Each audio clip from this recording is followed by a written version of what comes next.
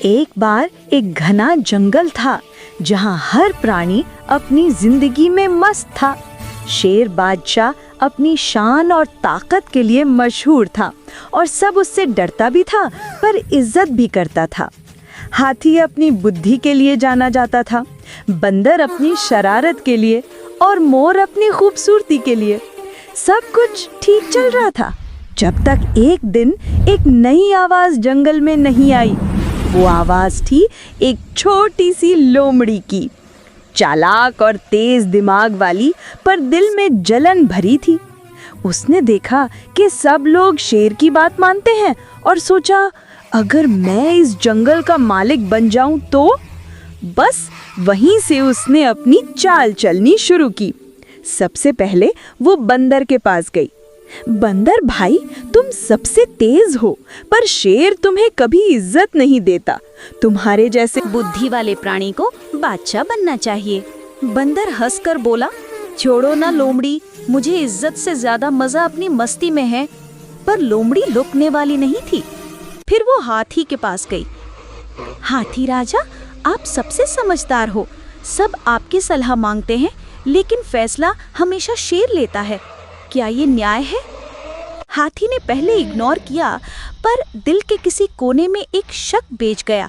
अगले दिन लोमड़ी शेर के पास गई।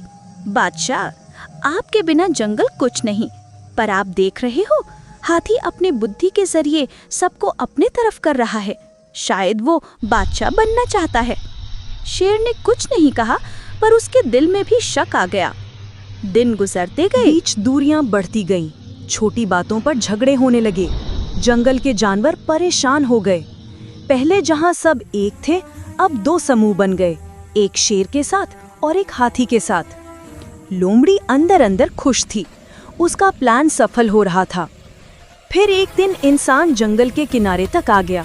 वो पेड़ काटने लगा, मकान बनाने लगा। जानवर भागे भागे शेर और हाथी के पास गए। बादशाह, हाथी राजा, जंगल खत्म हो रहा है, कुछ कीजिए। पर दोनों के बीच इतना गुस्सा था कि कोई किसी की नहीं सुन रहा था। तब एक छोटी सी गिलहरी बोली, तुम दोनों के झगड़े ने हम सबका घर बर्बाद कर दिया। लोमड़ी ने फसाद डाला और आप दोनों उसके जाल में फंस गए। अगर आज भी एक ना हुए तो जंगल भी ना रहेगा और हम भी नहीं।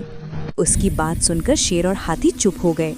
उन्होंने एक दूसरे की आंखों में देखा और पुराने दिन याद आए जब दोनों एक साथ जंगल संभालते थे।